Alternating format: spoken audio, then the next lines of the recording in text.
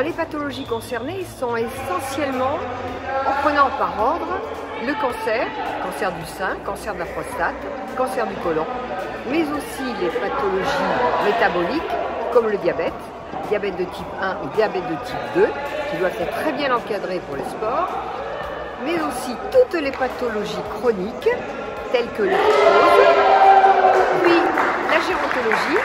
Quand on vieillit, on devient un petit peu plus fragile, et l'entretien par le sport permet de vieillir mieux et plus longtemps.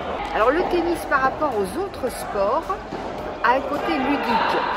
C'est beaucoup plus amusant d'être un petit peu en compétition avec un adversaire ou avec une balle, avec les dimensions d'un terrain, qui permet de se motiver pour rester dans le jeu. Reste aussi la convivialité qu'il peut y avoir dans ce sport. Il y a l'avant-tennis, il y a l'après-tennis. Au niveau du matériel, notamment pédagogique, par rapport au concept Galaxy Tennis que tout le monde connaît, l'utilisation des différentes balles, des différents formats, des différentes raquettes permet justement une progression, permet une adaptation à toute forme de pratique et notamment la pratique du sport santé.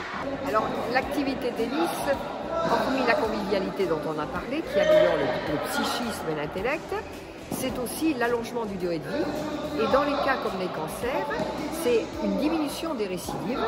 Et la diminution des récidives est très importante, elle peut aller de 20 à 30%. Donc c'est un bénéfice physiologique et un bénéfice intellectuel et moral.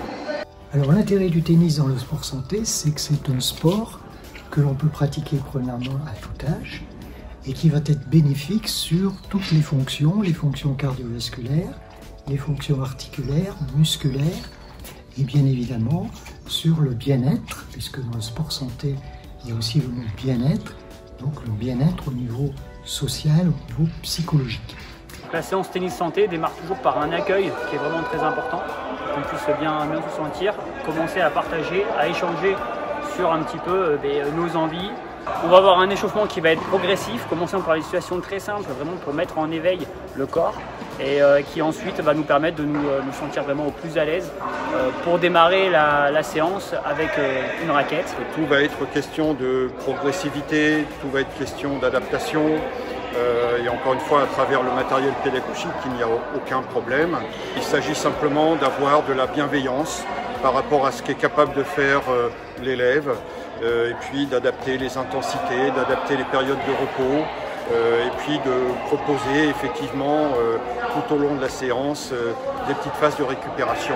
Que ça permette aussi de retrouver du sourire, retrouver de la confiance en eux, et je crois qu'on aura réussi l'objectif.